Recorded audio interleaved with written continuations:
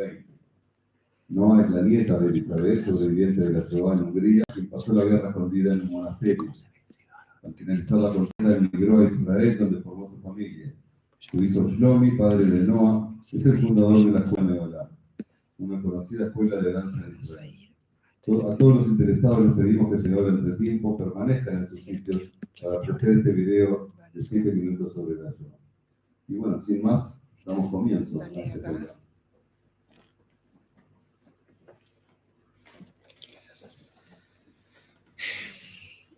¿Llaman así en ese orden?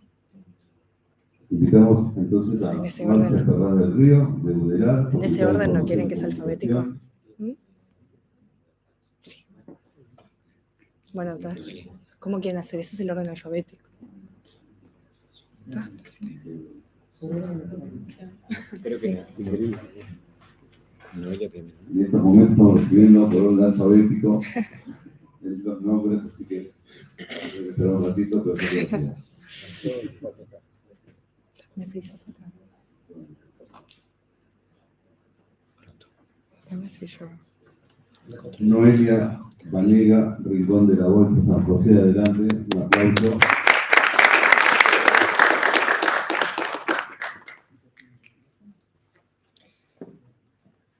Hago el sorteo de la pregunta, ¿sí? Como ya les expliqué.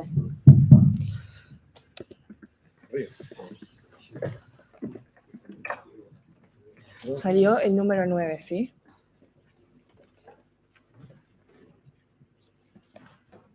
Pregunta número 9.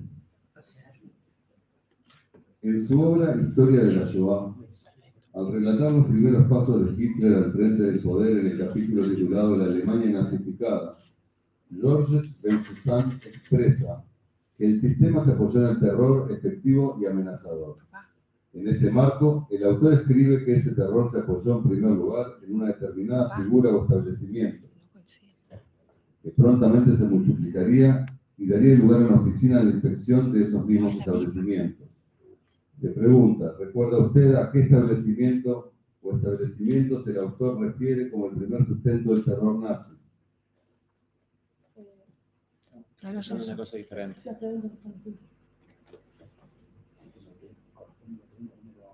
Claro, fíjate si es la 10. Eso te expliqué.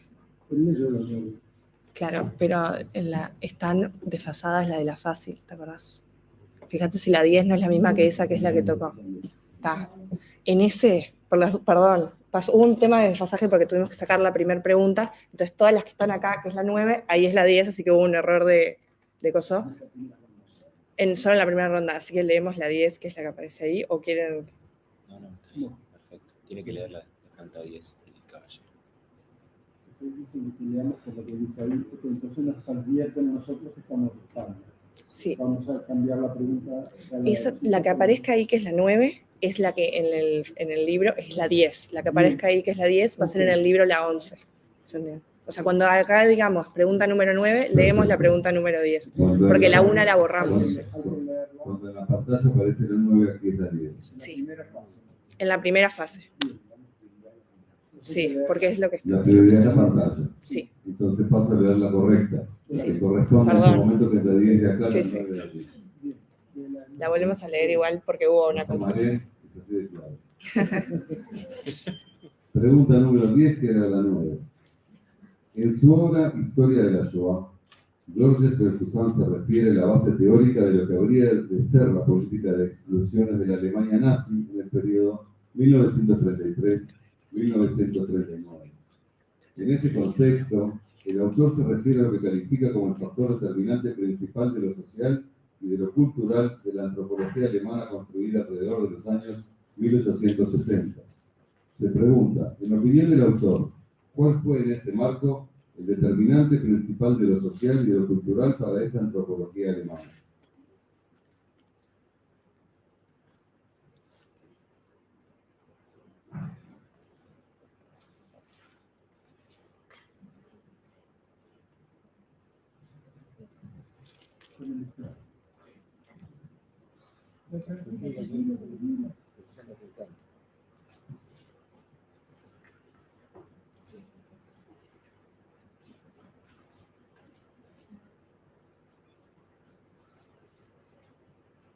¿Qué te la vuelvo a explicar?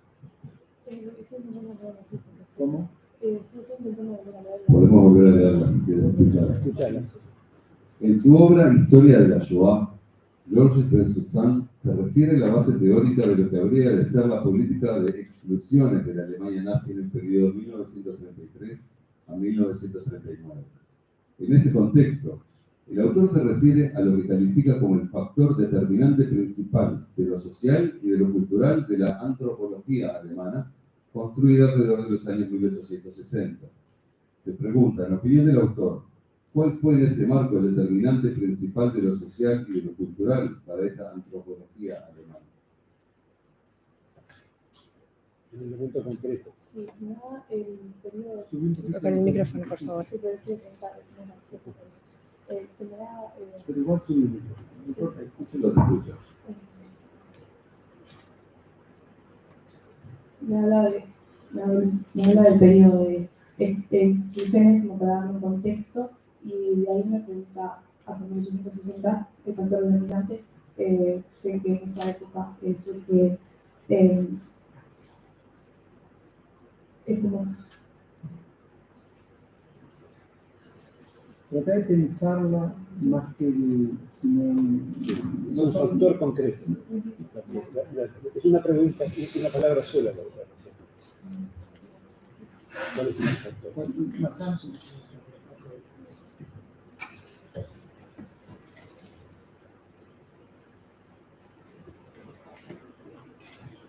el antisemitismo, la estigmatización que tiene que ser eficaz. Pues leer Leo la respuesta. La respuesta es la raza. Para el nacionalsocialismo, la teoría racial es el medio para transformar el mundo social. La antropología alemana, constituida alrededor de los años 1860, había hecho de la raza el determinante principal de lo social y de lo cultural.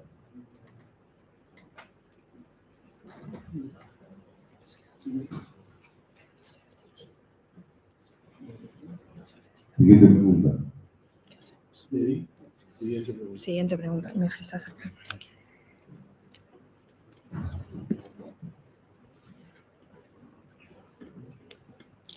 22, que es la 23.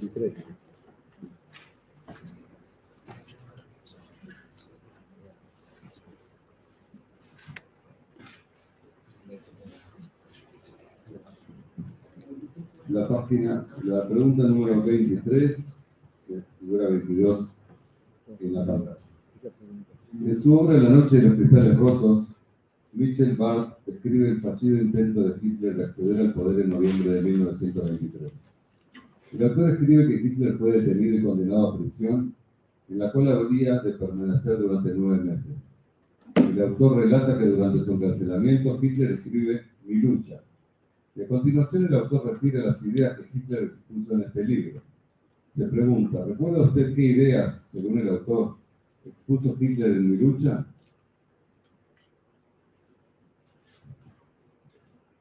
Entre las ideas se estaba quitarle la ciudadanía al judío, pasando a posicionarlo como extranjero y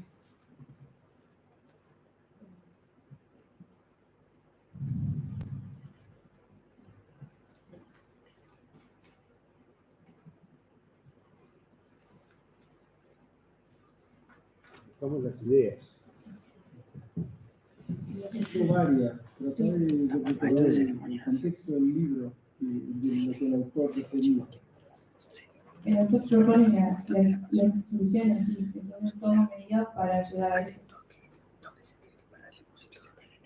¿Cuáles eran esas razones? ¿Cuáles son las cosas? ¿Cuáles eran esas ideas, esas razones que él exponía en su libro para como plan de acción?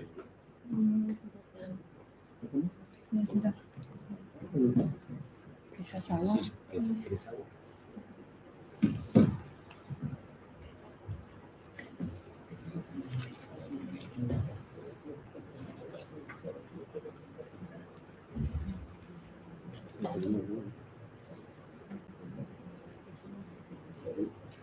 Sí, sí, puedo traerle, Fernando. No, no te preocupes, no pasa nada. Conté hasta 10. Es difícil ser la primera también.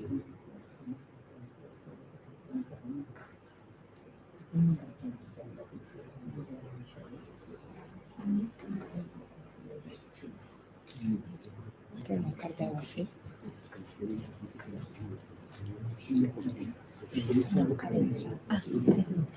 Sí, sí.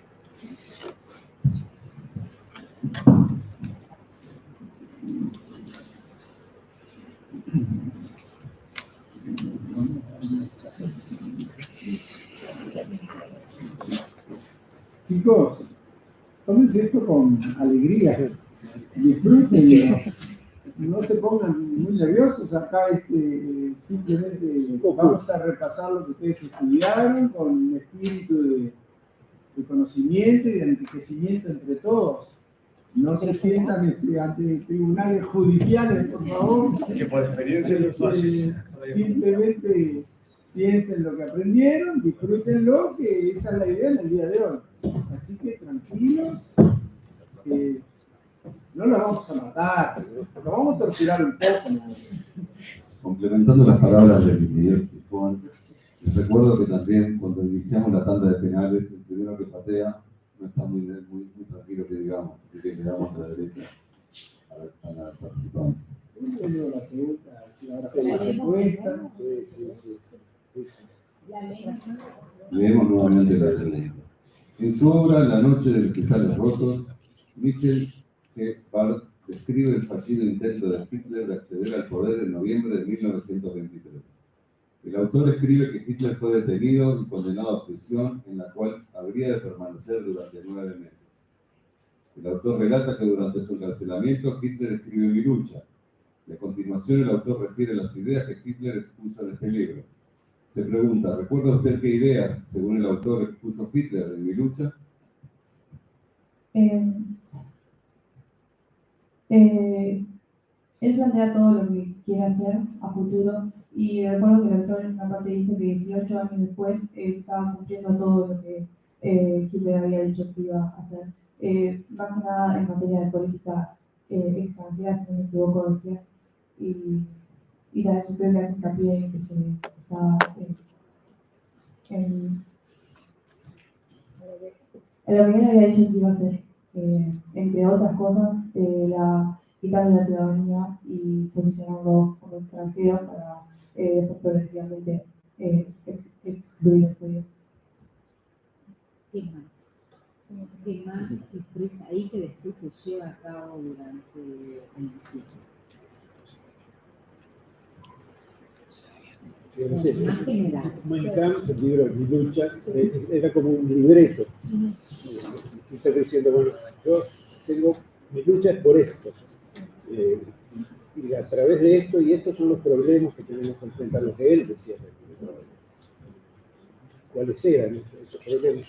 El problema en el judío, y recuerdo que decía que utilizamos un lenguaje como de asimilando la parásito y ese tipo de cosas. Entonces era el problema de decir lo que se quería olvidar, de lo que se quería liberar, y su lucha era por eso, principalmente por hacerlo. Bueno. Bueno. Sí. Sí. Estamos de acuerdo. Medio punto. ¿Cuál de la Vamos a ver la respuesta para que tú veas que está parcialmente contestada. Pasarle la respuesta. Hitler fue detenido y condenado a 5 años de prisión. Durante su encarcelamiento escribió el Mein Kampf, Mi lucha, exponiendo sus ideas sobre la vital trascendencia y la pureza aria para el progreso de la historia, el peligro mortal que representaban el pueblo judío y el comunismo internacional, la necesidad de reconstruir el poder alemán y la importancia de ampliar el territorio de Alemania para ofrecer el espacio vital, el Lebensraum, que necesitaba el pueblo germano. Siguiente pregunta. Es la pregunta 29. Sí, es la 30. La 30. 29, que es la 30.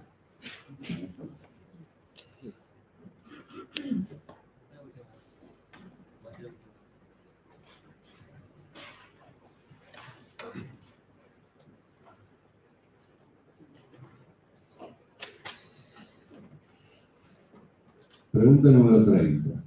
En su discurso de 1988, Gerhard Richtner relata que tras el ascenso del nazismo al poder, había algo que para él había quedado meridianamente claro. Se pregunta, ¿recuerda usted qué es lo que había quedado meridianamente claro para Gerhard Richtner con el advenimiento del nazismo al poder en Alemania?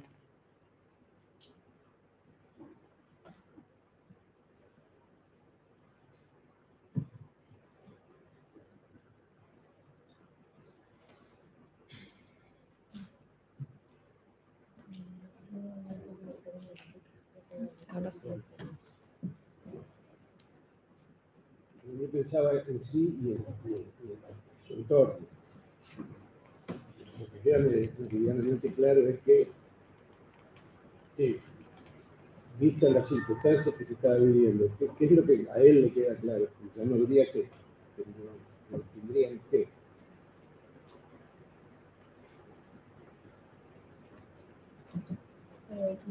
Porque llega el advenimiento del poder del nazismo. Entonces, dice, bueno, estamos frente al advenimiento y para mí lo que queda claro es que aquí. Claro, como que ya no había marcha atrás, como que ya no se podía evitar eso una vez que había llegado al poder, una vez que había iniciado la guerra. Creo que es cuando resulta que él decía que años antes, en 1985, 1988, capaz todavía se podía hacer algo, pero una vez que ellos llegaron al poder, ellos no podían hacer nada para evitar la muerte de millones de personas.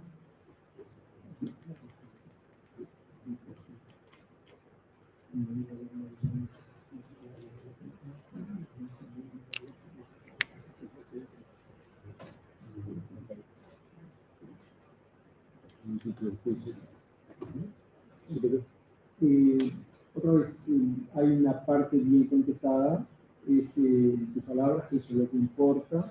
No tienen que repetir texto, ¿no? Acá no es una cuestión de memoria, ¿no? Y hay otra parte que tú no pronunciaste, o sea, medio punto. Por favor, lea la respuesta. Leo la respuesta. El hecho de que ya no iba a haber en Alemania una existencia que valiera la pena para los judíos estaba meridianamente claro para mí, dice el autor. Lo mismo que mi convicción de que los nazis no iban a variar su curso fanático.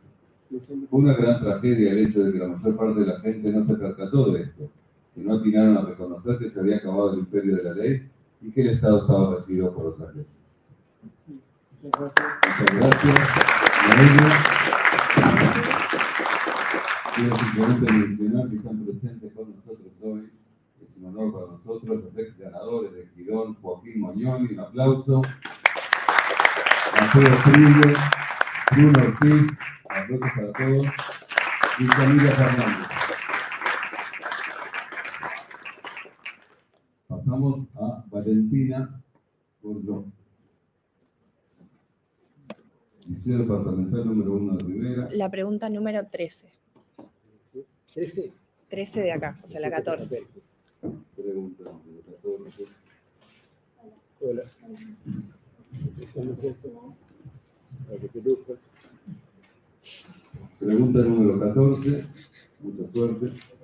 En su obra Historia de la Shoah, Georges Bensoussan refiere a los desafíos inmigratorios de la población europea hacia fines de los años 30. En ese marco, el autor relata la peripecia de un barco o navío que transportaba varios cientos de refugiados judíos procedentes de Alemania. El barco no encontró ningún puerto que recibiera a los refugiados y debió regresar a Europa. Se pregunta, ¿recuerda usted el nombre de ese barco? El nombre del barco. Sí, es famoso. Es emblemático. Hay una película que muestra el barco y gente que no podía bajar en ningún lado.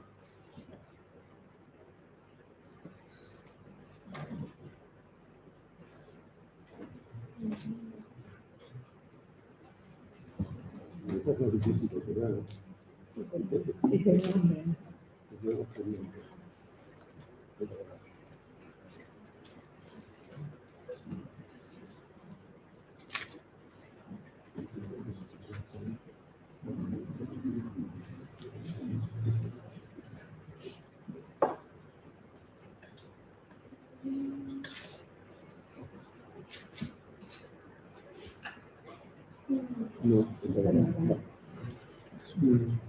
Leo.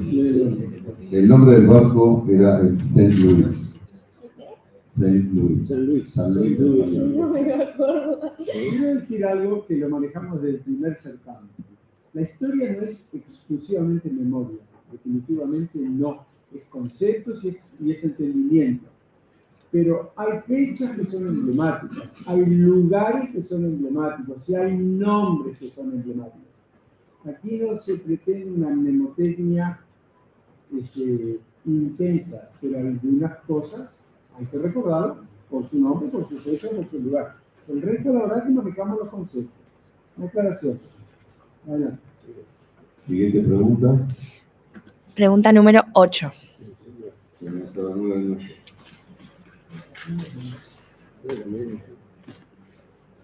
Correcto, leo la 9. En su obra Historia de la Shoah, al relatar los primeros pasos de Hitler al frente del poder en el capítulo titulado La Alemania nazificada, Georges Bensussan expresa que el sistema se apoyó en el terror efectivo y amenazador.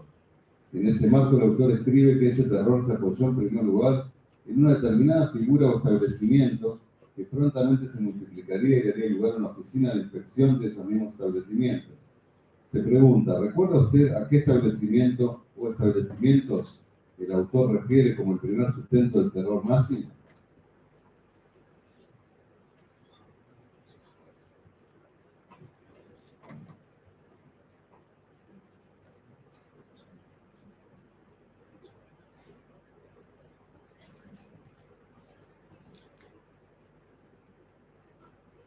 Los viejos.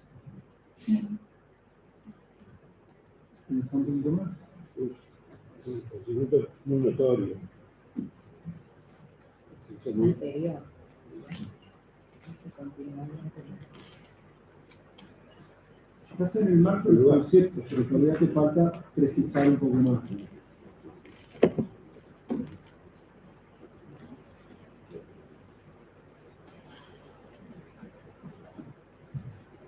Un lugar, unos lugares. Pero más simbólico. Ah, los centros de concentración. Los campos de Bien, Los campos de concentración. Bien. Muy bien. Seguimos a la tercera pregunta.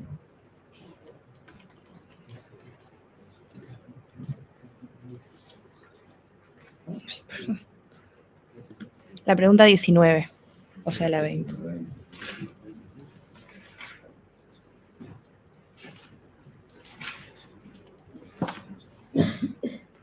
Pregunta 19, que es la 20.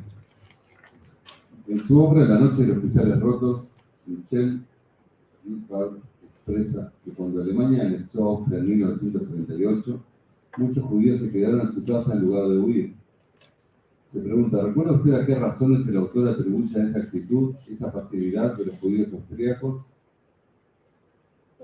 Sí, los judíos austriacos creían que esa situación era temporal, que iban a pasar a una sociedad de segunda clase y ellos iban a tolerar eso y creían que no iba a llegar a las medidas que llevan.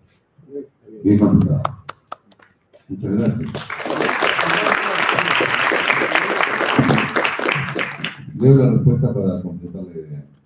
En marzo de 1938, Alemania anexó Austria y 138.000 judíos más cayeron bajo el yugo de las políticas discriminatorias nazis. Pero muchos de ellos aún creían que su situación no sería permanente y ni por asomo imaginaron hasta dónde llegaban los planes de Hitler en última instancia. Esa incredulidad, latente incluso cuando su situación fue de mal en peor, hizo que muchos judíos se quedaran en casa en lugar de huir. Y ahora ya tenemos con nosotros a la tercera participante, Erika Elías. Pregunta 17. Pregunta 17, que es la 18. Ya la tenemos con nosotros. Pregunta número 17, que dice: en su obra La noche de los cristales rotos, en el capítulo Señales de aviso, Michel Park refiere a la ideología racial de Adolf Hitler. A continuación, el autor describe el concepto de lo que los judíos eran para Hitler o la visión que Hitler tenía de los judíos. Se pregunta, ¿recuerda usted cómo el autor describe la visión de Hitler sobre los judíos? La visión de Hitler sobre los judíos era que ellos eran una raza, en realidad los considera también una peste, de los cuales era necesario purificarse. Bien contestado. Pregunta 7. La respuesta siempre gana. ¿Cuál era la pregunta? La Era 17. la 8. No, ahora era la 17, porque va a leer la respuesta. La 18. Ok, leo la respuesta. Para Hitler los judíos eran parásitos cuya naturaleza enferma corría por su sangre, de manera que sus creencias y prácticas religiosas no importaban. La impureza de la sangre judía amenazaba, según él, la pureza y la superioridad de la raza aria. Ahora es la pregunta 7, que es la 8. Ahora la pregunta 7, que es la 8.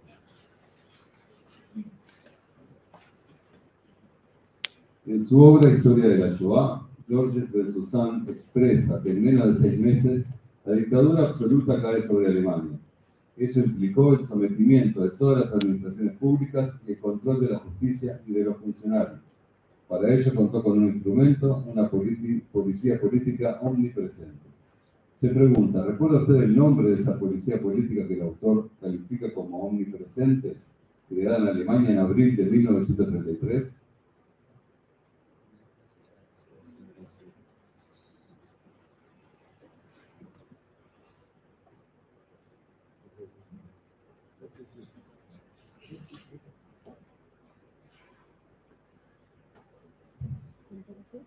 Más alto, más alto.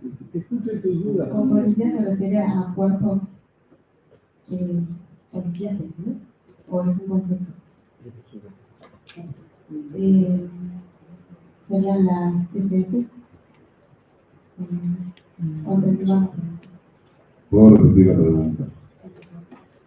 En su obra Historia de la Shoah, Georges Ben-Susan expresa que en menos de 6 meses la dictadura absoluta cae sobre Alemania. Eso implicó el sometimiento de todas las administraciones públicas y el control de la justicia y de los funcionarios. Para ello contó con un instrumento, una policía política omnipresente. Se pregunta, ¿recuerda usted el nombre de esa policía política que el autor califica como omnipresente, creada en Alemania en abril de 1933?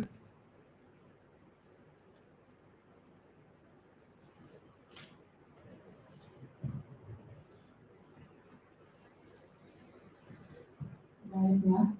No.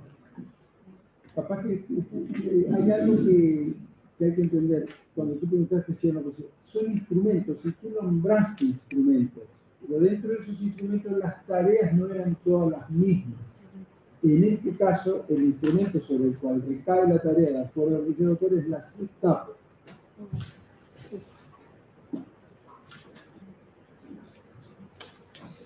¿Van a leer la respuesta? Vamos a ver la pregunta. La respuesta no. Es la pregunta 34.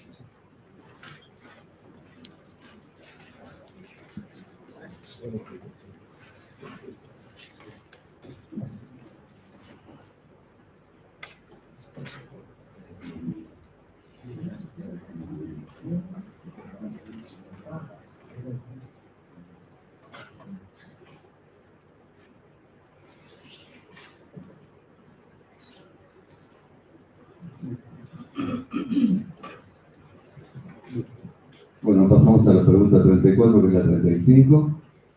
En su discurso de 1988, Gerhard Riegner recuerda 3 circunstancias que a su criterio marcaron el No, principio. no está haciendo la misma, no está haciendo la misma. ¿Cómo?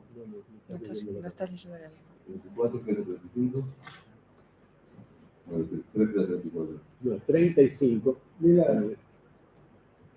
¿Ustedes la tienen bien? Es otra. Ahora sí.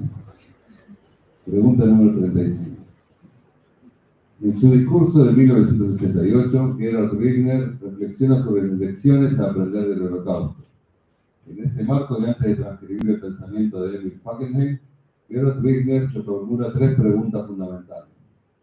Se pregunta, ¿recuerda usted cuáles al menos 2 de esas 3 preguntas fundamentales que Gerhard Riegner se formula en su reflexión final?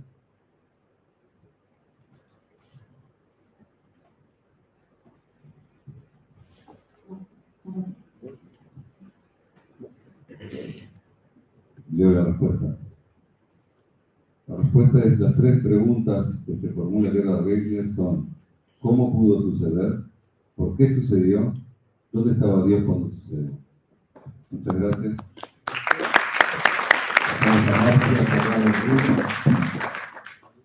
Con la la pregunta número Pero 2. adelante.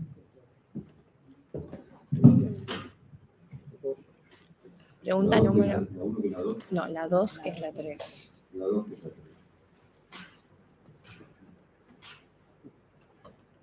En la introducción de su obra Historia de la Shoah, Georges Bensoussan escribe que el crimen del Holocausto no fue simplemente perpetrado por un equipo de matones, sino que fue ejecutado por algo más que eso. Se pregunta, en opinión del autor, ¿quién sí perpetró el crimen?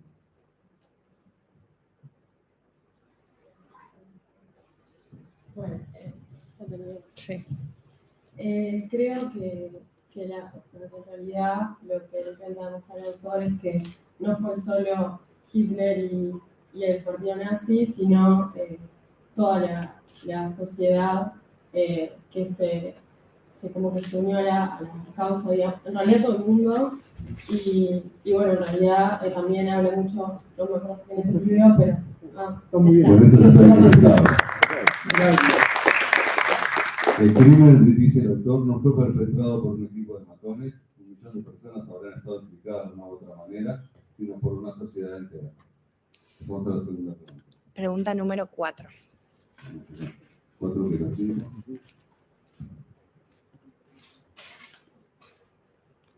Gracias, Juan. En su obra Historia de la Shoah, al hacer referencia a los hitos de la exclusión de los judíos de la sociedad europea, Georges Bensoussan recuerda que a fines del siglo XIX se exacerbaba el rechazo hacia los judíos. En ese marco, el autor expresa que fue simbólico que coincidieran en tiempo y lugar dos sonados actos en dos extremos de Europa, dos sonadas expresiones de antisemitismo, que según el autor coincidieron en tiempo y en lugar hacia fines del siglo XIX. Se pregunta, ¿recuerda usted a qué dos grandes expresiones de antisemitismo el autor refiere? Creo que una era el movimiento eugenista y también el darwinismo social. Por parte. Vamos a dar una chance. Empieza la pregunta por el siglo XIX. Nada más. Volvé. Estás en el 20. Estás en la pregunta. La puedo volver a leer para que lo escuche con tranquilidad. En la obra Historia de la Shoah, al hacer referencia a los hitos de la exclusión de los judíos de la sociedad europea, Georges Bensoussan recuerda que a fines del siglo XIX se exacerbaba el rechazo hacia los judíos. En ese marco, el autor expresa que fue simbólico que coincidieran en tiempo y lugar dos sonados actos en dos extremos de Europa, dos sonadas expresiones de antisemitismo, que según el autor coincidieron en tiempo y en lugar hacia fines del siglo XIX. Se pregunta, ¿recuerda usted a qué dos grandes expresiones de antisemitismo el autor refiere?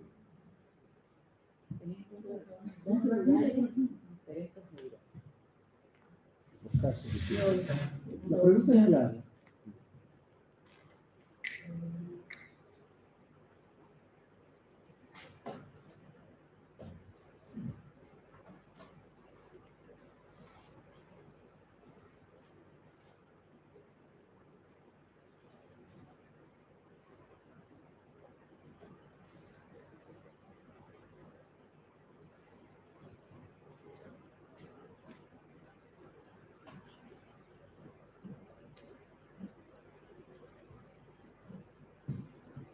Pueden ser, o sea, revoluciones o...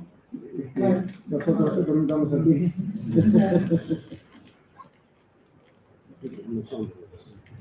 Son No, 12. ¿Puedo repetir la pregunta final? O sea, la pregunta para que te quede claro de qué se trata. ¿Recuerda usted a qué dos grandes expresiones de antisemitismo el autor refiere?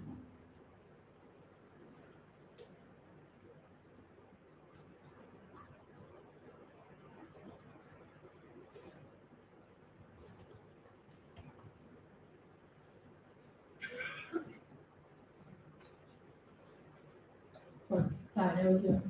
No, que capaz que puede ser el antisemitismo, el cristianismo, o sea, el tipo Los de... episodios. No. Siglo XIX.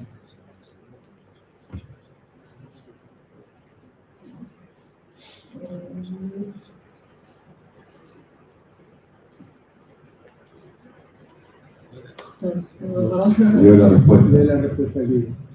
Es simbólico a este respecto el que coincidan en tiempo y en lugar la violencia del Affaire Dreyfus, que marca el semifracaso de la asimilación de los judíos de Francia y la redacción en París por parte de agentes de la policía zarista de la falsificación política más célebre del antisemitismo, los protocolos de los Aviación. Pregunta 16.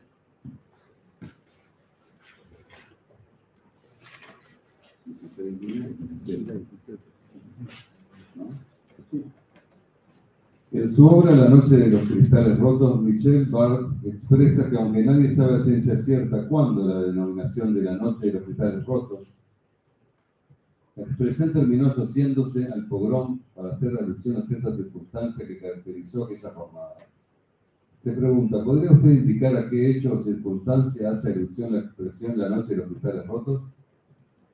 El programa implicó que esa noche, con todos los incendios y las persecuciones y las matanzas, se rompiera un vidrio de ventanas de las casas, de los comercios. Correcto, muy bien, muy bien.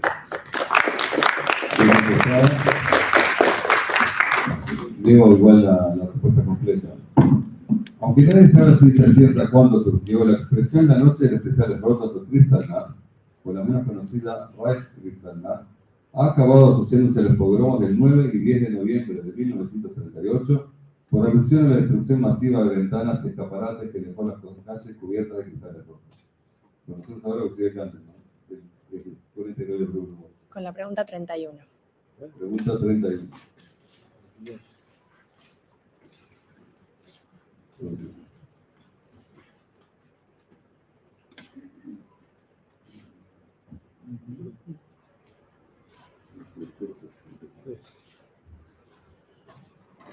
Bueno, pregunta 32. En su discurso de 1988, Gerhard Wegner relata que tras la publicación del informe del Bund por el gobierno polaco exiliado en Londres, por primera vez se publicó en la prensa una información sobre el exterminio judío. Se pregunta, ¿recuerda usted cuál fue esa primera vez que la prensa publicó alguna información sobre el exterminio judío? ¿Pide la fecha? Importa la fecha, importa el informe. Acá se combina fecha y concepto, es importante. Está bien lo que apunta Jonás. No te preocupes el día o el mes. Fecha, contexto. Sí, la fecha importa.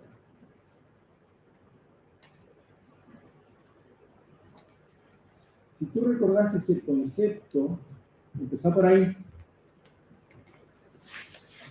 Si no me recuerdo, habla de los que ya se habían ultimado, la cantidad de gente que ya había muerto en los campos de concentración y todo eso.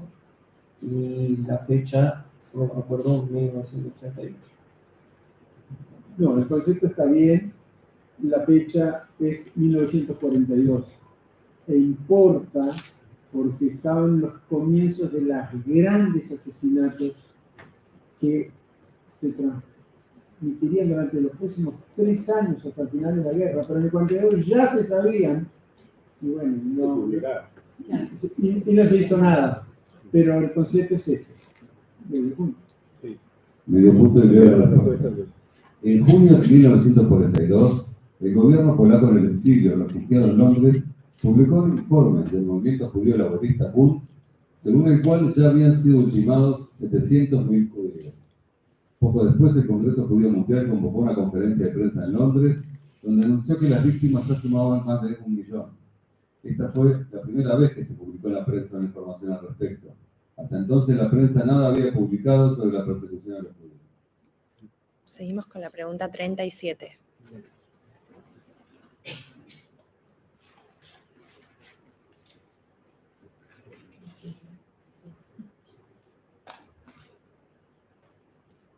Pregunta 37 y la 38. En su obra Historia de la Solución Final, Daniel Rafecas se refiere al negacionismo y a su esfuerzo discursivo. El autor expresa que ese ensayo discursivo negacionista es imposible de sostener seriamente. Se pregunta, ¿recuerda usted cómo fundamenta Daniel Rafecas esa afirmación?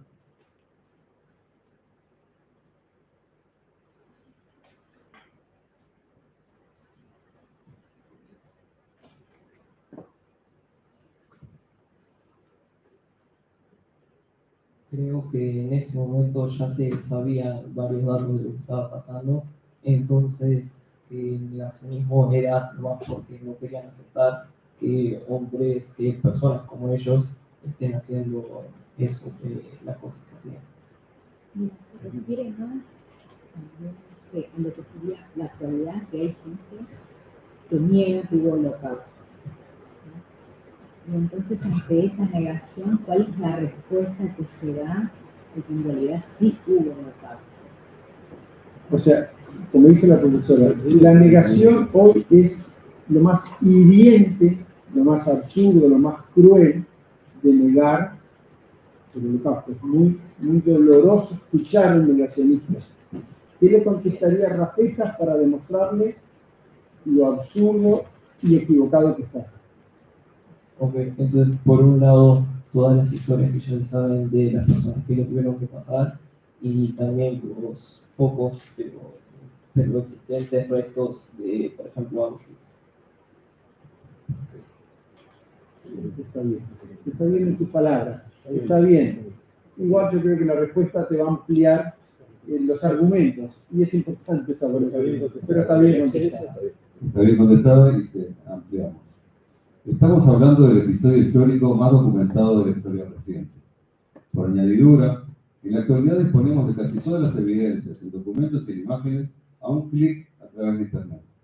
Quienes no se conforman con ello, y además de documentarse, quieran ver con sus propios ojos los vestigios del horror, no hace falta que recorran las barracas del campo de exterminio de Birkenau, con su sordidez y su carga de muerte, ni que ingresen en las cámaras de gas de Maidane, para vislumbrar el aterrador tono azulado de las paredes y los techos debido al empleo incesante de los cristales de cianuro de hidrógeno.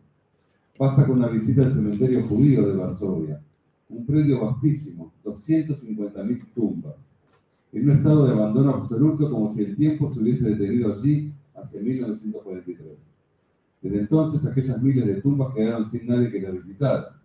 Como dice Tzvetan Todorov, el exterminio de los judíos tuvo ese efecto suplementario, el de dar muerte por segunda vez a las muertes anteriores, los del siglo XIX. Desde ese momento no hubo ya más memoria que pudieran evitar. Seguimos con la 24. Tercera pregunta.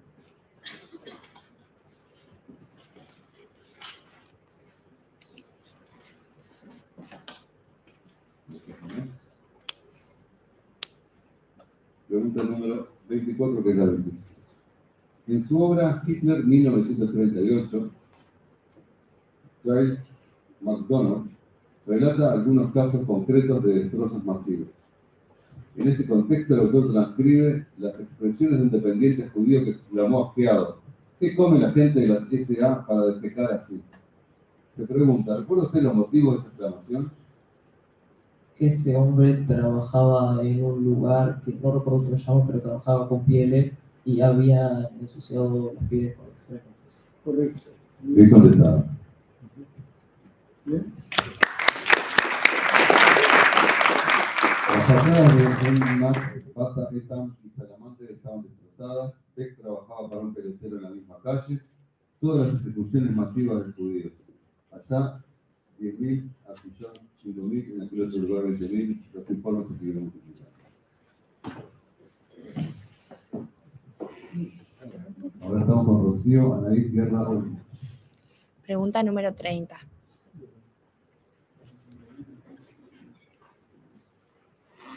Liceo 4, Sorrisos Número.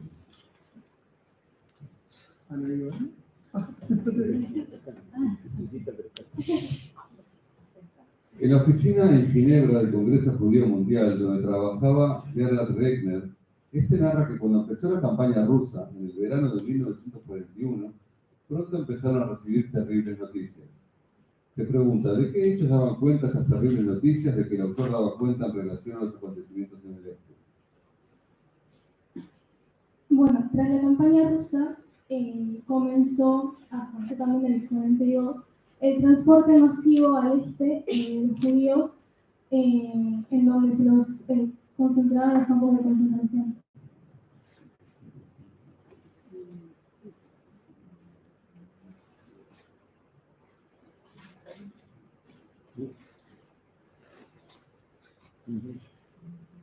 Elaborar un poquito más.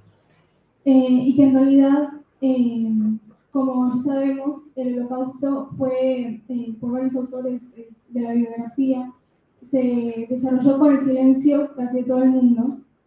Entonces, el hecho de que el Congreso Judío Mundial en su oficina en Suiza recibiera informaciones de jóvenes que habían escapado. Vos hablaste de los campos de concentración. Y antes de los campos. La concentración de los guetos.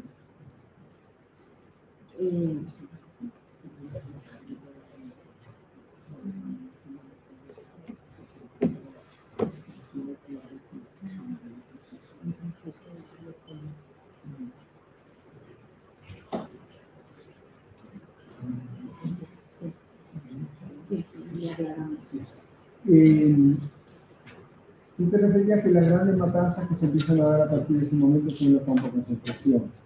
Y hay una verdad que vale medio punto, es que sí comenzaron grandes matanzas, pero aún no en los campos de concentración. En grandes matanzas, 5, 10.000, 20.000 personas que las mataban fusilándolas, simplemente, que eran grandes matanzas, pero aún no en campos de concentración. Hay un proceso a través de todo, pero medio punto. Leo la respuesta. Cuando comenzó la campaña rusa en el verano de 1941, pronto recibimos terribles noticias de las atrocidades que se cometían en el este. De varias fuentes nos enteramos que en el frente oriental se producían ejecuciones masivas de judíos. Allá 10.000, allá 5.000, en aquel otro lugar 20.000. Los informes se siguieron multiplicando. Seguimos con la pregunta 14.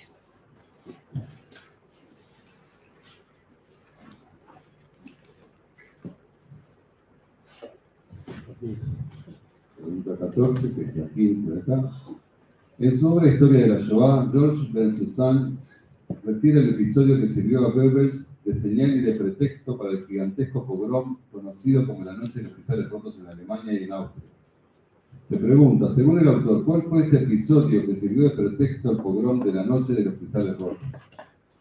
Bueno, tenemos que recordar, en un primer lugar, que Polonia establece una ley en la que los polacos que hayan vivido 5 años en el extranjero y tengan conocimiento de esa ley, les podía quitar la ciudadanía. Entonces, a los judíos polacos residentes en Alemania se los llevó a la embajada polaca, en donde se les cuestionó sobre si conocían esta ley y se los excluyó a la frontera entre Alemania y Polonia, en donde miles de familias pasaron hambre y frío, puesto que Polonia no los quería coger porque no eran ya ciudadanos y Alemania tampoco. Una familia tenía un hijo en Francia. Él, al enterarse de lo sucedido por su hermana Berta, compra un arma y de ahí se dirige a la embajada alemana en Francia, en París, en donde ataca a von Ratz, un funcionario que de hecho se conoce que aparentemente tenía cierto vínculo con los judíos y no era tan antisemita como el resto. Y bueno, está perfecto, está muy bien contestada.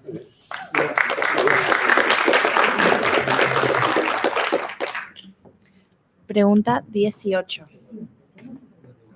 Leo primero la respuesta completa. El asesinato en París el 7 de noviembre de 1938 del consejero de la embajada de Alemania, von Rath, por parte de un joven judío polaco refugiado de Alemania, Ernst Greenspan, fue para Goebbels la señal y el pretexto de un gigantesco pogrom. 18. Antes de seguir, damos la bienvenida a Jonathan Bass, primer cronista de este certamen.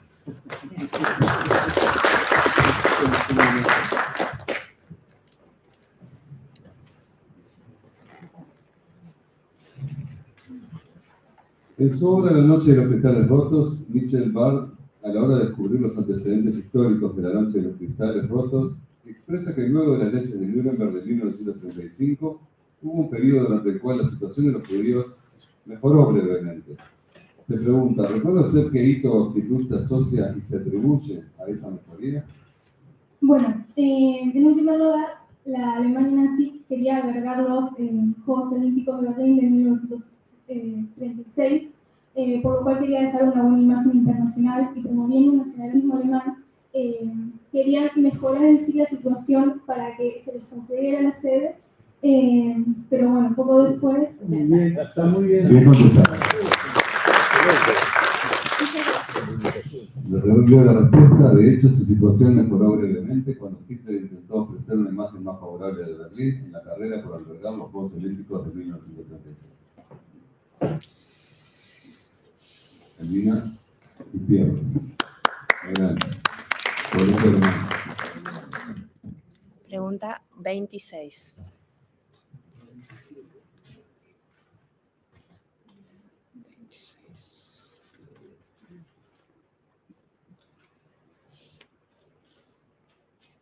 En su obra Hitler 1938, Charles McDonald refiere al estado de las finanzas de la Alemania nazi al tiempo del pogrom y después. En ese marco, el autor hace alusión a las palabras del vicepresidente del Reichsbank a un público de industriales en Colonia. Se pregunta, ¿recuerda usted cómo el autor describe estas finanzas?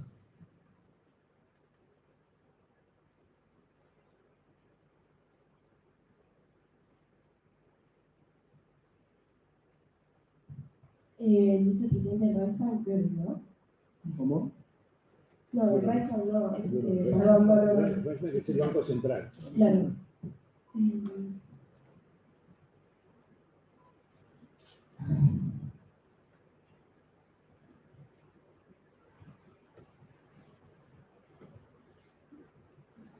O sea, en ese momento, el Reichsbank, o sea, Alemania en sí, estaba, ¿no?, destruida por más que intentaran hacer con el plan de 4 años, o bueno, entre otras cosas que intentaron hacer para poder mejorar la economía, seguía estando bastante ¿no?,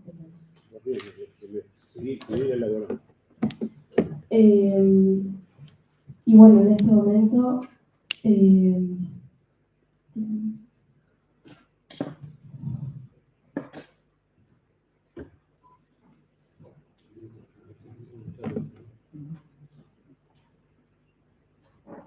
las finanzas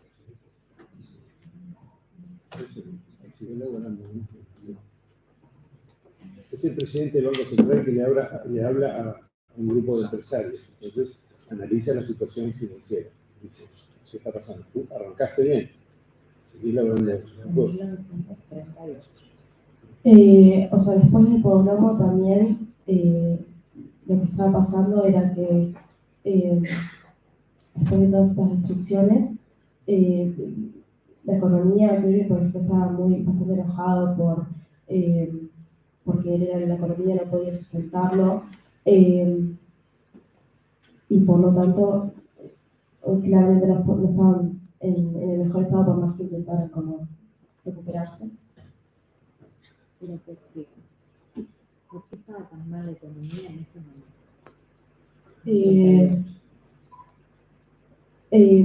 En el momento, o sea, en el 23, por ejemplo, las crisis, ¿no? Eso fue lo que hizo que, ¿no?, Hitler asumiera el poder para otras cosas. Y en 1938,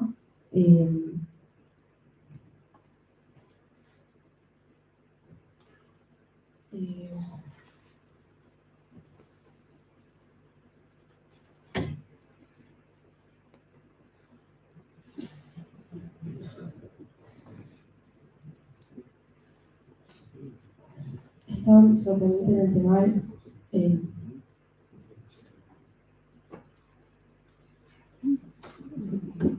Tú ves que las cosas están mal, económicamente están mal. ¿A quién se le puede imputar eso? ¿Quiénes serían los responsables de que la economía estuviera? Los judíos.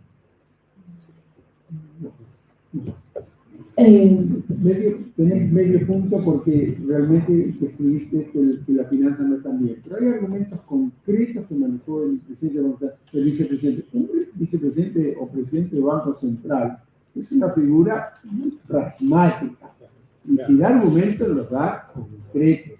Pensaba en el cambio. Vamos a leer la respuesta.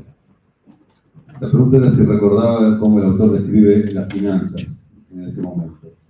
Y la respuesta es, las noticias eran desoladoras. Todo el dinero succionado a Austria desde el Anschluss se había gastado ya. El lujo y el costo elevado de las funciones del partido y del Estado tenían la culpa.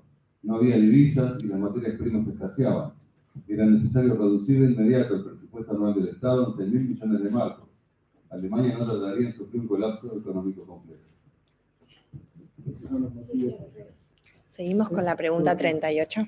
¿Cuál? 38. 38.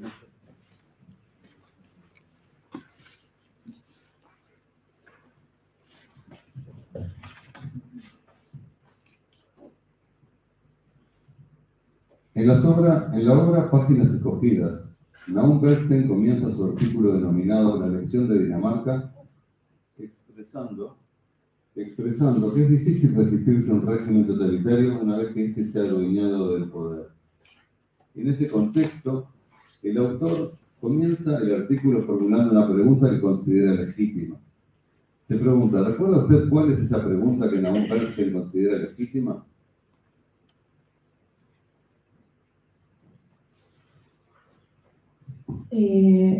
¿Se pudo haber hecho algo para que los judíos hayan podido ser salvados? Correcto. Bien contestado. La respuesta es legítimo preguntarse si el resto de la sociedad, en lugar de permitir con su inacción la destrucción de sus compatriotas judíos, pudo haber hecho algo para salvarlos. Seguimos con la pregunta número 20.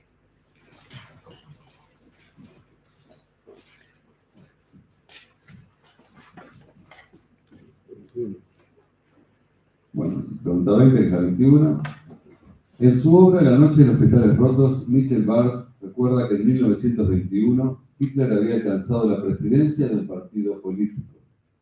Se pregunta, ¿recuerda usted el nombre de ese partido político cuya presidencia Hitler alcanzara en 1921?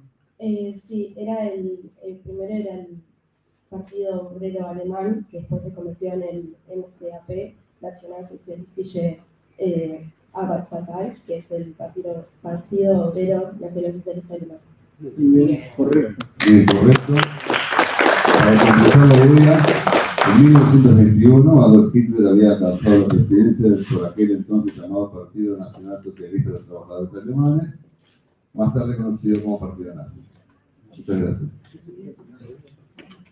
Misael Márquez, del Estado Libre de Florida. Toca la pregunta 41. Pregunta 41.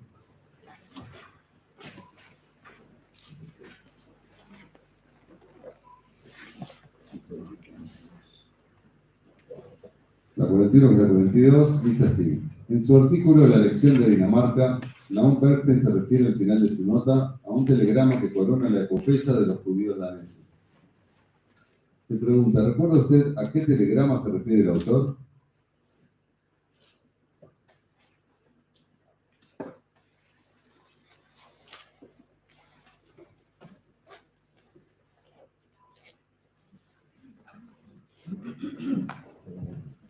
Creo que fue un telegrama que el gobierno danés había enviado.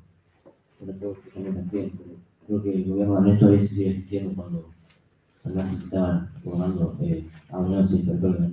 No me acuerdo exactamente qué decía el telegrama, pero creo que hablaba sobre las víctimas y más o menos toda la situación que está sucediendo.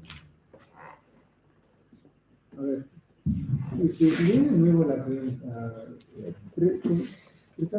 Vamos a leer la nueva, ¿sí? En su artículo La elección de Dinamarca, Naum Bernstein se refiere al final de su nota a un telegrama que corona la epopeya de los judíos daneses. Se pregunta, ¿recuerda usted a qué telegrama se refiere el autor? Se está refiriendo a una epopeya de los judíos daneses, ¿no es cierto? Más allá del carácter institucional, como si tuviese el gobierno de Dinamarca o reinar, ¿qué epopeya se refiere?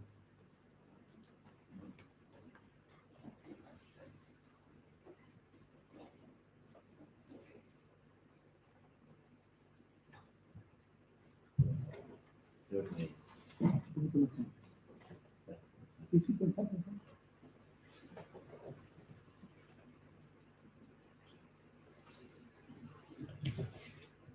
con el gobierno se refiere a un hecho que hizo el gobierno danés. No te escucho. ¿Se refiere a un hecho que hizo el gobierno danés? Es que nosotros te preguntamos a ti otra vez. Voy a tener a decir que... La pobreza es de los judíos. Sí, sí.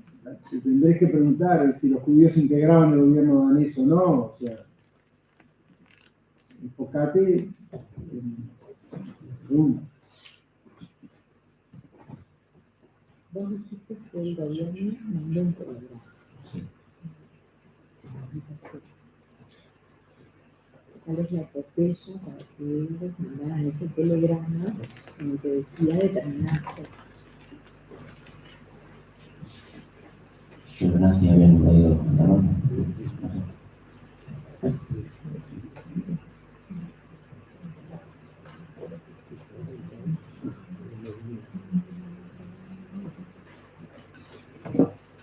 Es Marcos, ¿no? Sí. Es medio punto. Vamos a leer, porque sí se mandó un telegrama por las víctimas, pero es relevante lo concreto del momento. Vamos a ver. Nos referimos al telegrama del rey de Dinamarca, Cristian X, dándoles la bienvenida a los daneses que habían sido internados en Terezín. O sea, se está hablando de gente que se salvó de un campo de concentración. ¿Ok? Adelante. Toca la pregunta 39.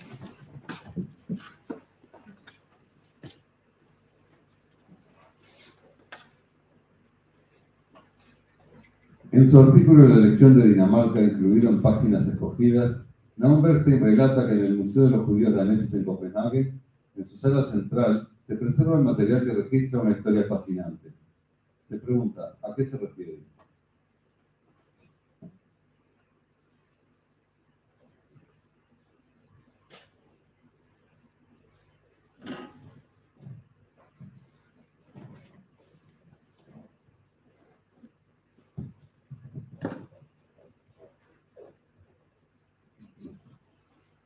No sé si se refiere a que los daneses habían dado pasaporte para que los judíos migraran. ¿Y eso qué significó? ¿Qué significó eso para los judíos? Pensalo.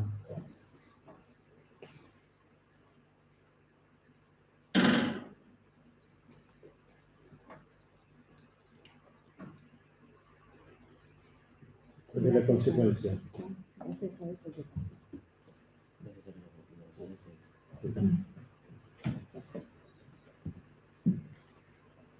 Es el resultado. ¿Qué Claro. pasa con los judíos? Los judíos, no sé si pudieron preservar su religión o contar todos los hechos. No sé. Su religión solamente. No, su cultura y Principalmente. su vida. Bien, se salvaron. Al darle los pasaportes se pudieron salvar, ni más ni menos. Claro, lo que se refiere, Bien. lo que refiere a Bernstein es cómo un país se empeñó en salvar del holocausto a la minoría judía. Este es un ejemplo concreto de lo que es el pensar la pregunta, ¿verdad? Y ahora toca la número 11.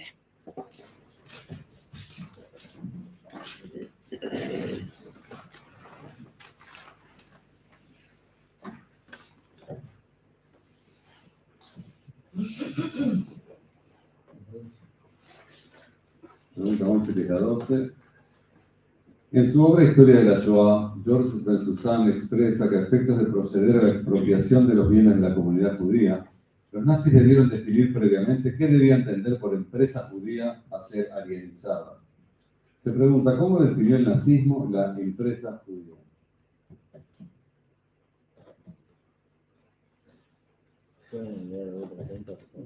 En su obra Historia de la Shoah, Georges Bensusan expresa que a efectos de proceder a la expropiación de los bienes de la comunidad judía, los nazis debieron definir previamente qué debía entender por empresa judía a ser alienizada. Se pregunta, ¿cómo definió el nazismo la empresa judía?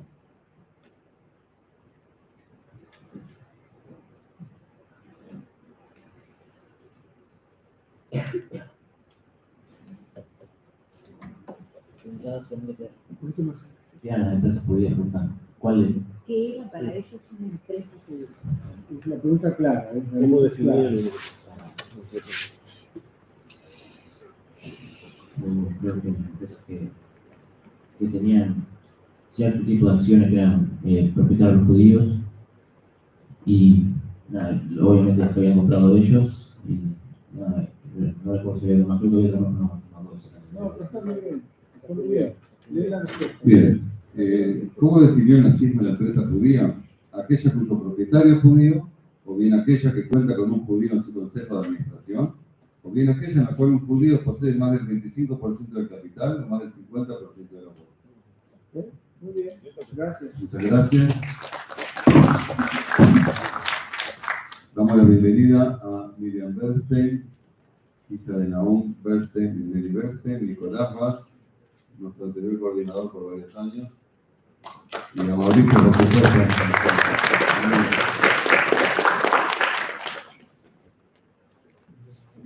Sebastián Primo. Con la pregunta 52. Es la última. Liceo 4, Corrientes San Martín. 52.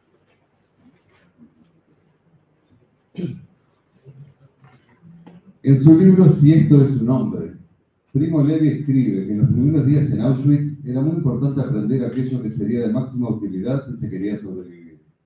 Todo es útil, escribió. Se pregunta, ¿para qué servía un trozo de alambre?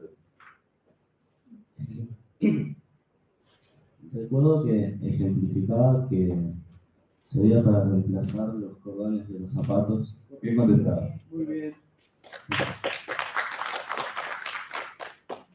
Seguimos con la pregunta 33.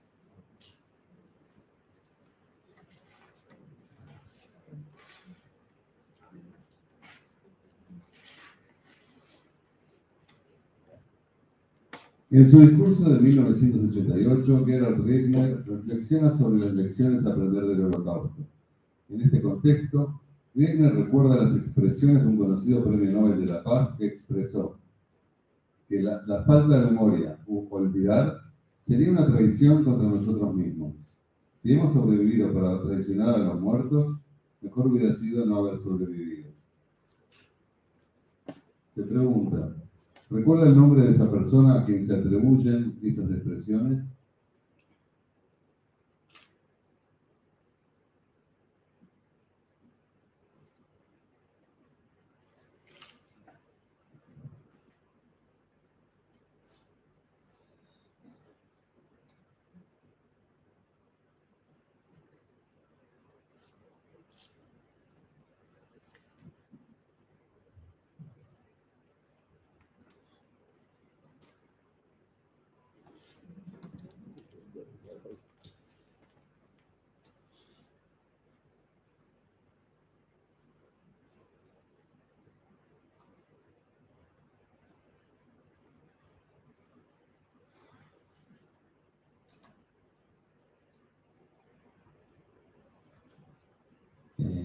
No lo recuerdo exactamente, pero voy a decir un apellido que es Weismar.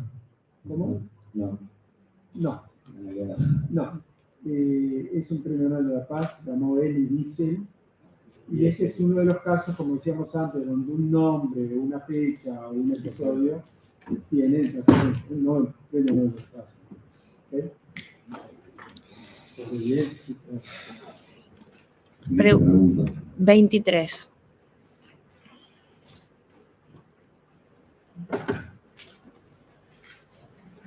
En su obra La noche de los cristales rotos, Michel Barth refiere a la anotación de Goebbels en su diario tras su discreto intercambio de palabras con Hitler, luego de conocida la noticia del fallecimiento de von Rath el 9 de noviembre de 1938, poco antes de las 21 horas. Se pregunta, ¿recuerda qué anotó Goebbels en su diario tras su discreto intercambio de palabras con Hitler, luego de conocida la noticia del fallecimiento de von Rath el 9 de noviembre de 1938, poco antes de las 21 horas?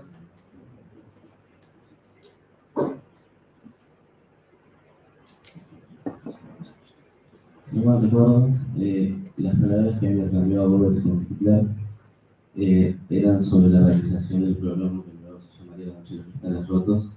Igual resalta la aprobación de Hitler sobre la convocatoria, sobre el mismo, sobre el programa. Y alguna característica, está bien, pero agrega una característica particularmente diferencial, trascendente. Lo que decís es correcto, quería complementarlo. Con algo más concreto. Claro.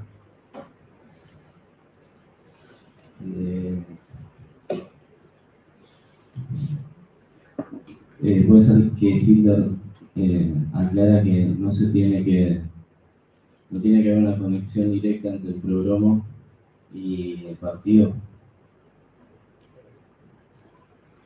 Es como una orden. Claro, que no debe haber una relación directa entre el programa y el partido y Hitler, los dirigentes.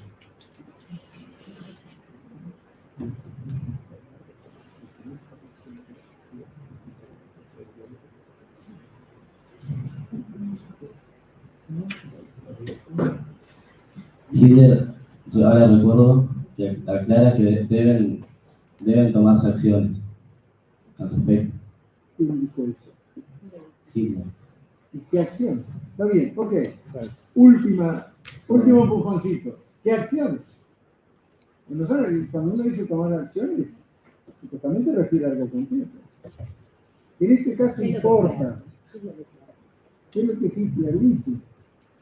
Pensé que deben sentir el peso no recuerdo exactamente qué expresión usa, de Alemania sobre el pueblo judío. Está bien, en tus palabras está bien, pero me gustaría que Gaby lea la respuesta, que prestes atención al matiz al que referir. Goebbels anotó en su diario que Hitler le había dicho que autorizase que continuaran los actos contra los hogares y los negocios judíos, que se retire la policía. Por una vez los judíos deberían sentir la ira popular. O sea, que se vaya la policía, que la gente lo mate o lo rompa. Esa era la acción. Pero está expresada en tu palabra. Muy bien, gracias. Muchas gracias.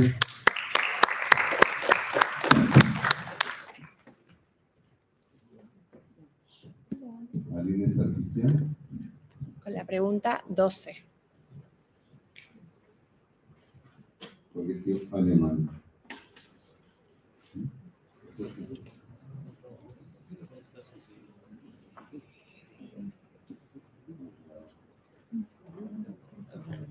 En su obra Historia de la Shoah, Georges Ben-Susan relaciona los mojones que fueron pautando la exclusión de los judíos en el periodo 1933 a 1939.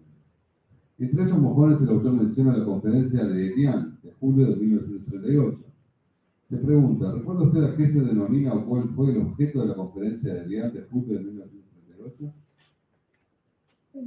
El objeto de la conferencia de Elián fue resolver la cuestión judía, entre comillas, respecto a los refugiados que estaban yéndose de Alemania, y fue una conferencia con por lo menos 32 estados que al final no se terminó concretando nada porque nadie se quería ser responsable.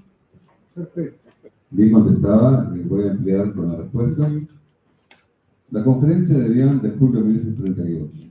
El contexto europeo es entonces ampliamente xenófobo, sino en ciertos casos antisemita. La Francia del Frente Popular crea una subsecretaría del Estado para la Inmigración en 1937.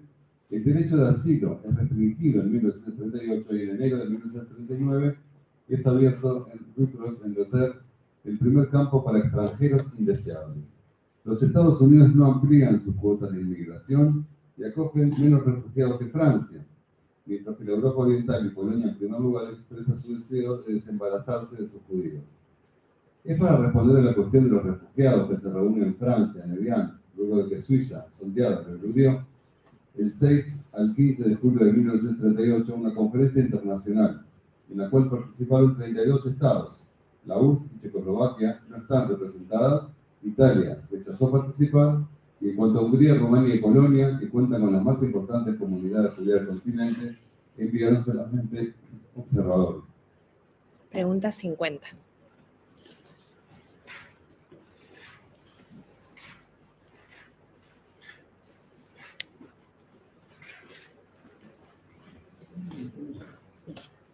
En su libro, Si esto es un hombre, Primo Levi se refiere a sus primeras 48 horas en Auschwitz.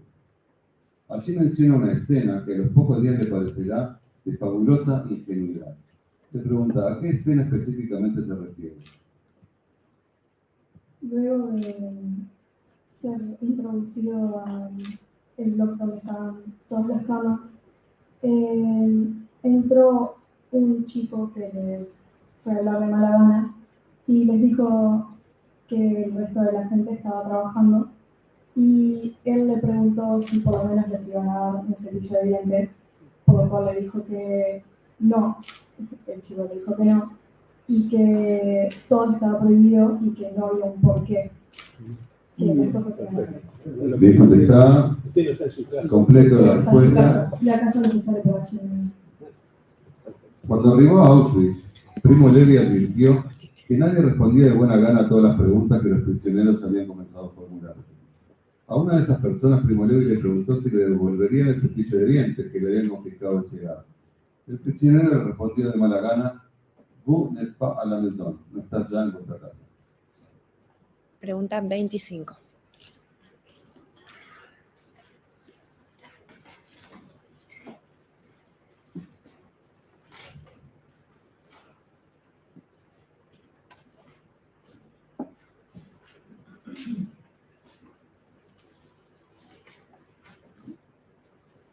En su obra Hitler 1938, James McDonough refiere a los destrozos causados durante la Kristallnacht. En ese contexto, el autor refiere al que califica como el pogromo más salvaje de todos los acontecidos en el marco de la Kristallnacht. Se pregunta, ¿recuerda usted el nombre de la ciudad donde, según el autor, tuviera lugar el pogromo más salvaje de todos? Esa ciudad fue Viena. Bien contestada. Bueno,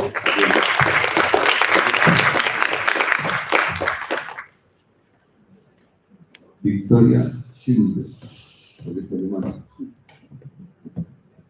Con la pregunta número 1. Si puedes más cerca de ellos por la cámara.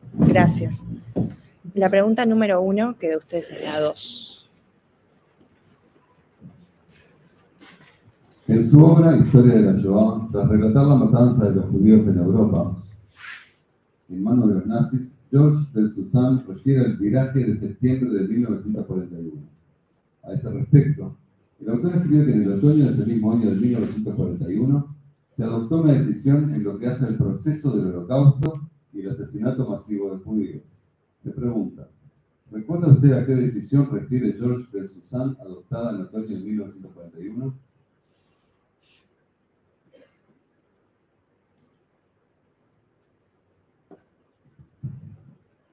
Creo que se refiere a la decisión sobre aplicar la solución final.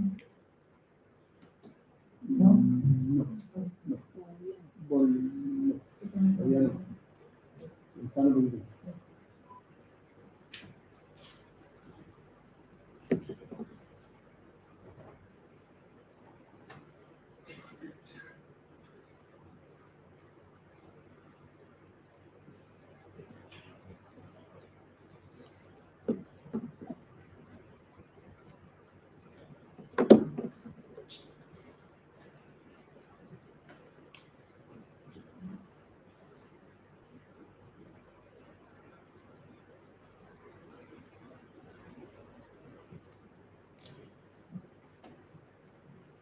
Se venía viendo. Pensar el contexto, ¿qué pasó en el 41? No en un mes o en un día, en el año 41, ¿qué decisión bélica, qué decisión toma Alemania nazi? Es un giro en el desarrollo de la guerra, para que te ubiques en el contexto.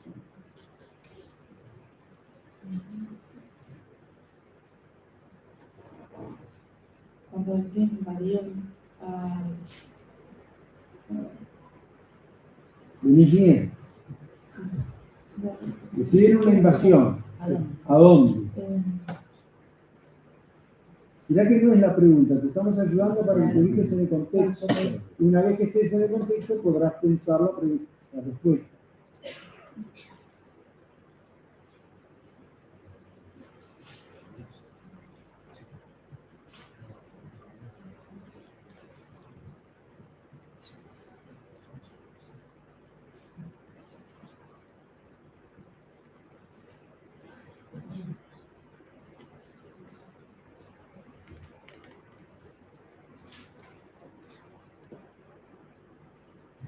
La apertura del primer campo de exterminio y sobrerepresentación. No. Vamos a ver la Leo la respuesta. Sí. La pregunta era si recordaba a qué decisión, estamos hablando de la número 2, refiere George Susana, adoptada en otoño de 1941.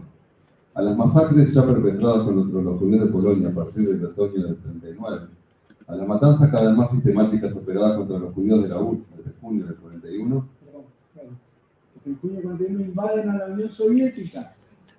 Adelante, Gaby, perdón. sucede en otoño de ese mismo año la decisión de asesinar a todos los judíos soviéticos y luego, algunas semanas más tarde, la de exterminar a todos los judíos europeos. Sí. La 3.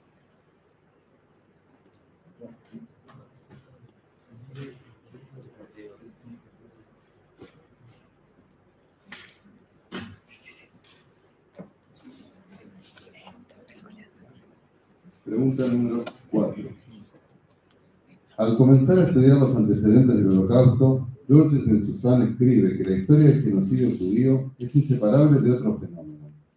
Se pregunta, en opinión del autor, ¿cuál es ese fenómeno que resulta inseparable de la historia del genocidio judío?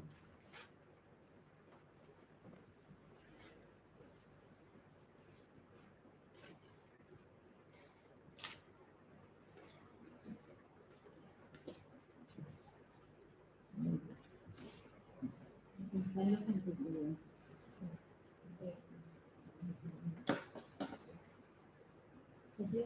Sobre el antijudaísmo y el antisemitismo que ya venían desde el comienzo de, no solo del cristianismo, sino de Correcto. Ahí contestaba. La historia del genocidio judío es inseparable de la evolución del antijudaísmo. El cristianismo triunfante ha dado el rechazo a los judíos el aspecto de un enfrentamiento identitario. Seguimos con la pregunta número 10.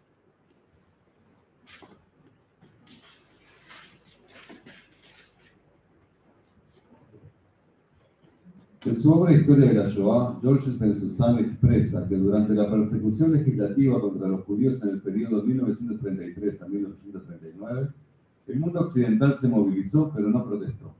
El autor reflexiona a continuación que en función de ese casi general abandono de los judíos a su suerte, Hitler extrajo una conclusión. Se pregunta, ¿cuál fue esa conclusión? concluyó que podría seguir sus planes de la matanza y la explotación del pueblo judío. Correcto. Bien, mientras que en Alemania y en Austria los judíos son identificados, clasificados, fichados, puestos fuera de la ley corriente antes de septiembre del 39, el mundo occidental protesta pero no se moviliza. De este casi general abandono de los judíos y su suerte, Hitler concluye prudentemente que puede, llegado el día, ir más lejos. Bueno,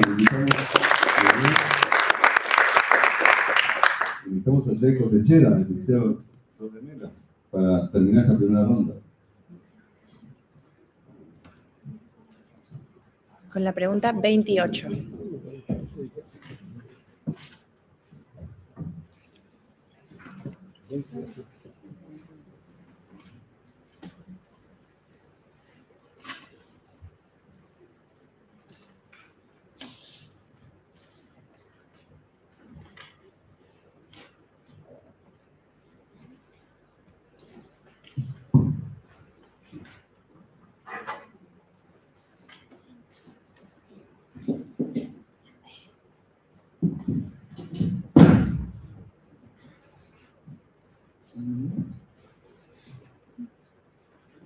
En su discurso de 1988, Gerhard Wegner relaciona algunos hechos vividos por su familia antes de dejar Alemania en mayo de 1933.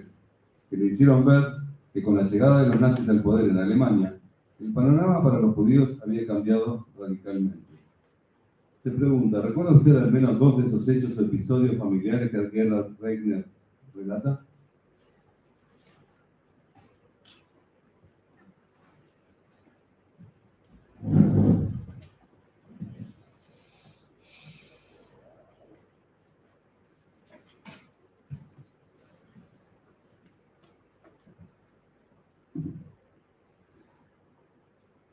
Checo, pensá que el hombre está dando un testimonio personal.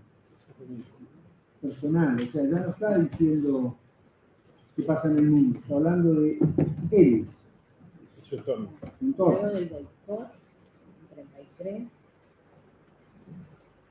ese pasó a raíz de eso ese su familia. es el marco de la respuesta en concreto.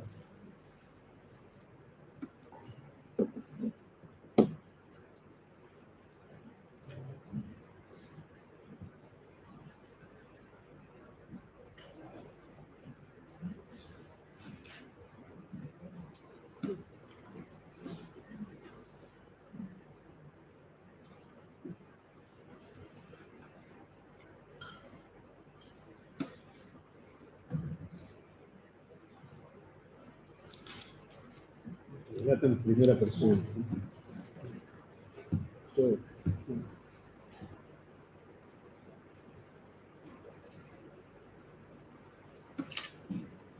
Es largo el relato, muchos episodios, pero puedo nombrar algunos más. Un último empujoncito. Fíjate que el hombre dice que tiene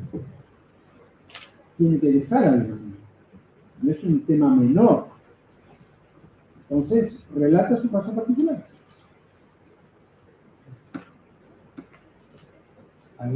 Habían sido despojados Últimas años. habían sido despojados de sus derechos a estudiar lo que no podían, que eran estudios y como que no encontraban un futuro próspero dentro de Alemania.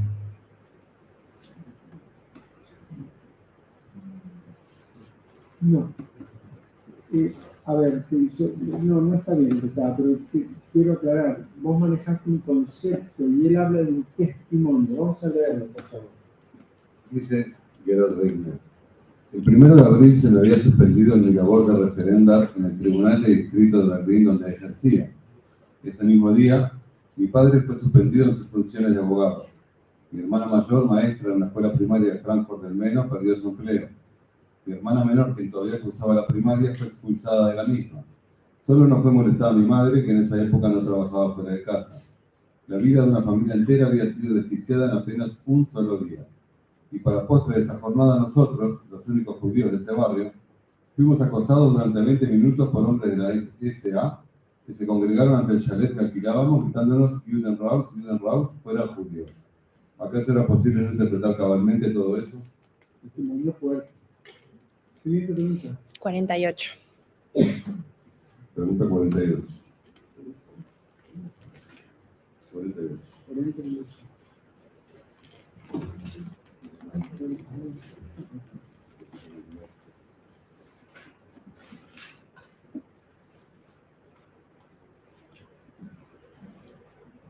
En la exposición de Naum Bergsten incluida en la obra Legislación discriminatoria, el autor alude a 2 grandes aciertos del Comité Central Israelita del Uruguay en su etapa fundacional. Entre esos aciertos, el doctor Bergsten identifica la designación de un destacadísimo jurista como asesor legal del Comité Central Israelita del Uruguay. Se pregunta, ¿recuerda usted el nombre de ese asesor legal a que se refiere?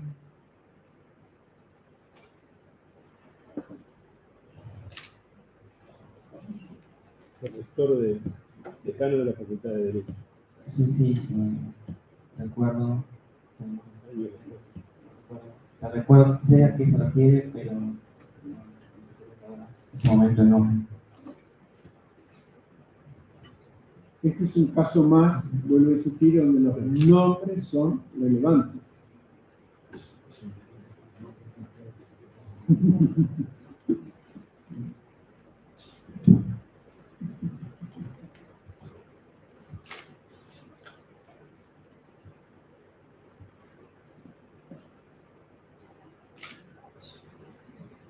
buscar un decálogo del abogado, algo que los abogados tienen instalados todos a través de los escritorios.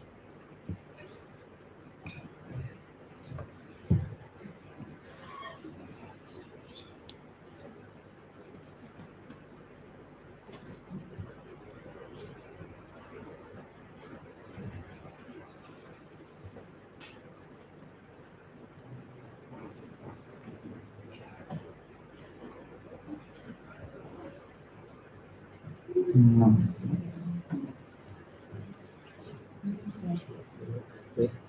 Abogado de cultura. Según lo que dice, paso a leer la respuesta. El segundo acierto fue designar al maestro Couture como asesor legal, función que este desempeñó hasta su prematura muerte acaecida en el año 1956.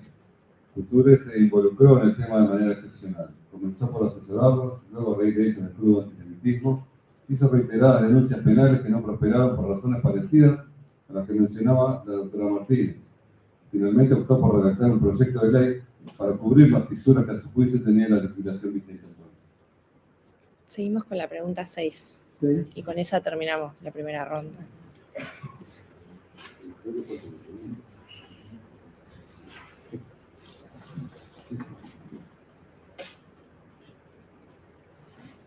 Tenemos la pregunta 7, concluimos esta ronda inicial de la mañana. Mucha suerte.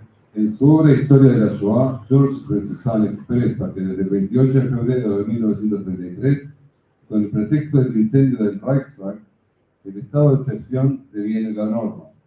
El Partido Comunista queda prohibido y algunos miles de jefes comunistas son arrestados para luego ingresar en el primer campo de concentración. Se pregunta, ¿recuerda usted el nombre del primer campo de concentración abierto en Alemania cerca de Múnich?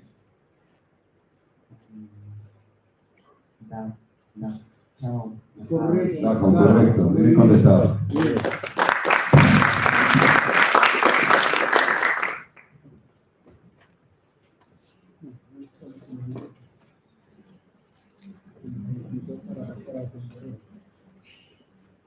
El jurado se tomará unos minutos para deliberar y hacer el conteo y ver quiénes son los que pasan para la segunda ronda.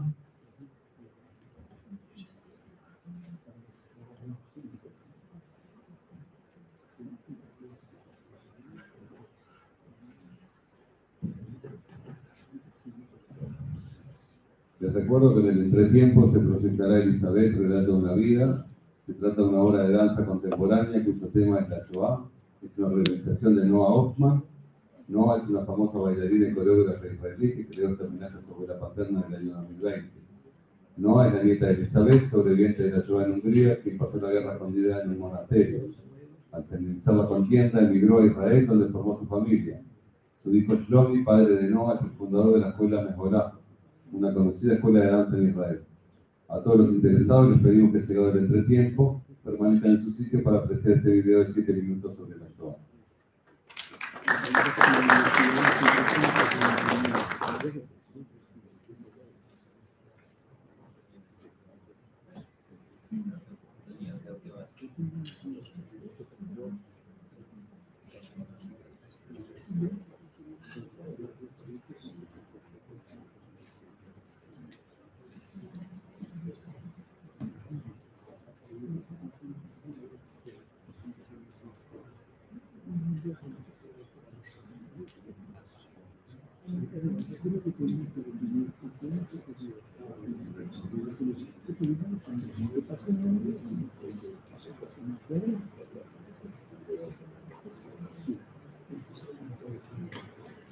Ramiro,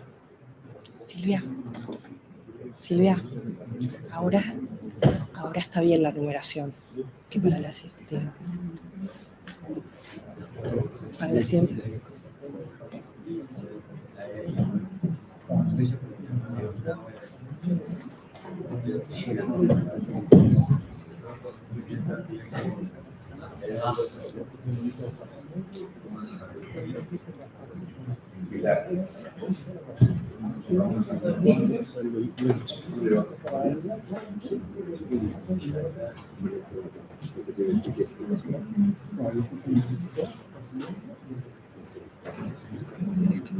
Bueno, luego de la primera ronda, se decidió que en lugar de 6 pasen 9 a la segunda ronda, pero en vez de 3 preguntas van a ser 2 para cada uno, aquellos que tengan más de 2 puntos en adelante. Los nombres: Marcia Terraz de Udelar, pueden aplaudir a cada nombre. Valentina Borjot de Rivera, del Liceo número 1.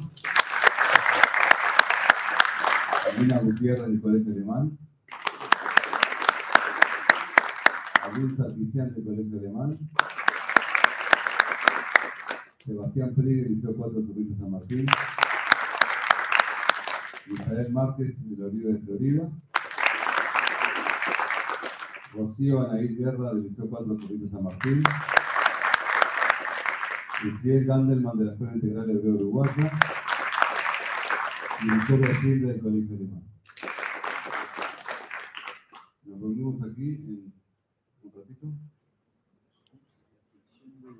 ¿El corte lo hacemos ahora o después? Porque le habíamos dicho como 12, 12 y media. ¿Lo hacemos ahora el corte? Podemos hacer el corte y luego volver.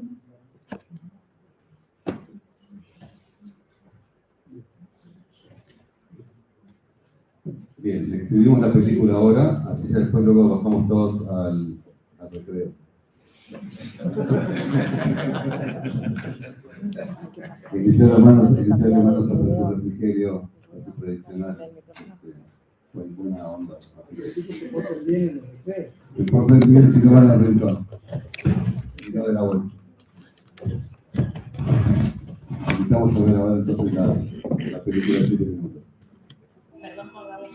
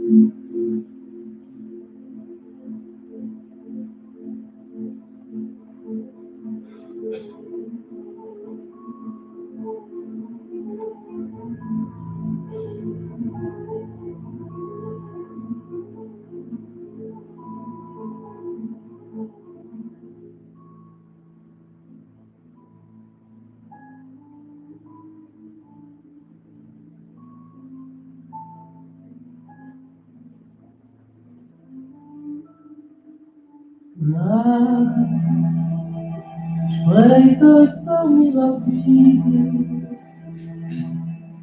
verkrankt in sein schwersten Schutz. Nacht, deck mich ein mit dein Stillkeit, wie du mir bist mitten vor dem Unverflucht.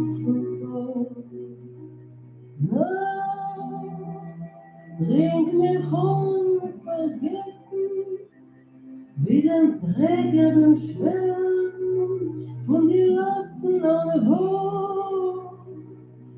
Nacht, verschiebe deine Schuld, verbitten, verschenken in der Mitternacht viele zu gut.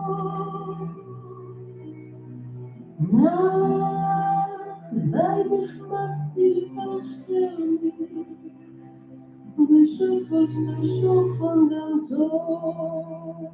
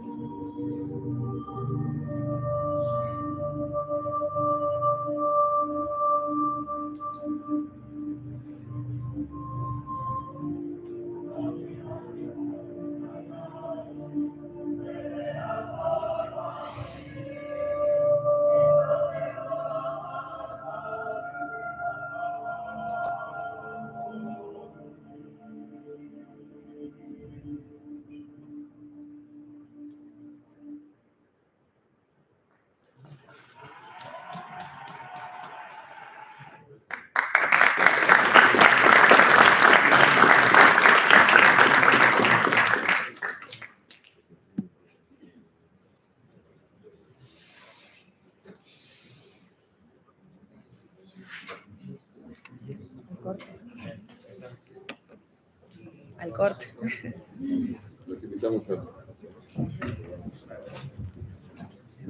al refrigerio, en 20 minutos estaremos de vuelta. Sí. Los esperamos. Yo les mostré a los chicos antes. ¿Cuántas? ¿Esto es innovación de este año del este? Sí. Está bueno, aunque el cerro es Excelente la pantalla. ¿Cuánta gente se presentó a la ronda Ay, anterior? Moiche, los cables, Moiche, los cables. Felicitaciones. Quiero que me mandes ese video. Cuando quieras. Lo tengo acá. Bueno, por WhatsApp, cuando puedas. Sí, por WhatsApp en el grupo. Lo voy a por WhatsApp, no se puede. No, tranquilo. No se puede, no se puede, estamos en la transmisión, estamos hablando mal, pero estamos felicitando. ¿Sí? ¿Contenta? Muy bueno. Para que la gente